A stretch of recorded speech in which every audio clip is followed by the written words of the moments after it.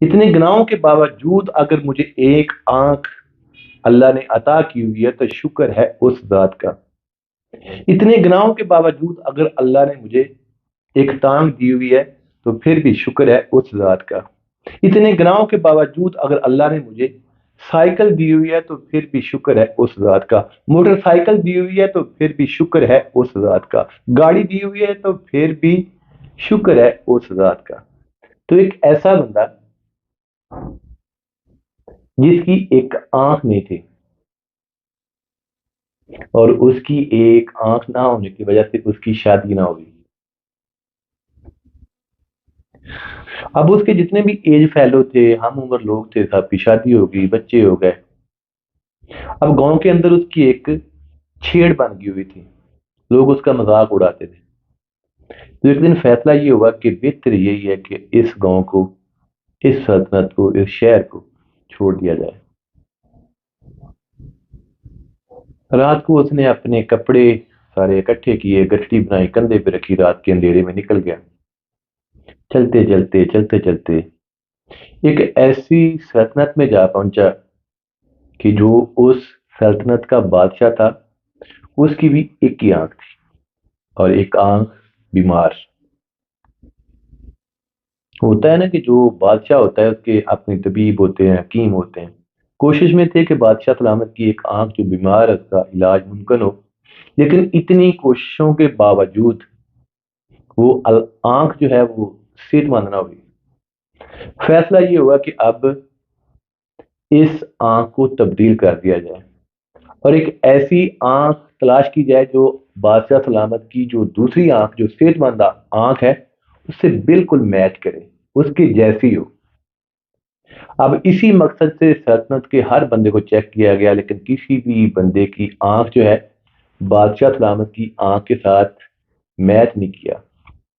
تو اب فیصلہ یہ ہوا کہ سلطنت کے جو بھی داخلی اور خارجی رستے ہوتے ہیں وہاں پہ اپنے طبیبوں کو بٹھا دیا جائے، اپنے حکیموں کو بٹھا دیا جائے، کیونکہ سلطنت جو تھی اس کے اندر جتنے بھی لوگ تھے سبھی لوگوں کی آنکھوں کا تو معائنہ ہو چکا ہوا تھا۔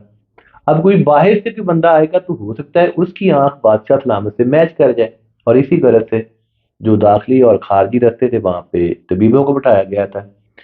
تو اب یہ بندہ جو ہے جس کی ایک ہی آنکھ تھی، یہ بندہ جو ہے یہ بھی اسی سلطنت میں داخل ہو گیا۔ تو جب داخل ہو رہا تھا تو حکیم صاحب کی نظر جو ہے وہ اس بندے کی آنکھ پر پڑ گئی۔ یہ ہے وہ آنکھ جو بادشاہ سلامت کی آنکھ کے ساتھ بالکل میچ کرتی ہے۔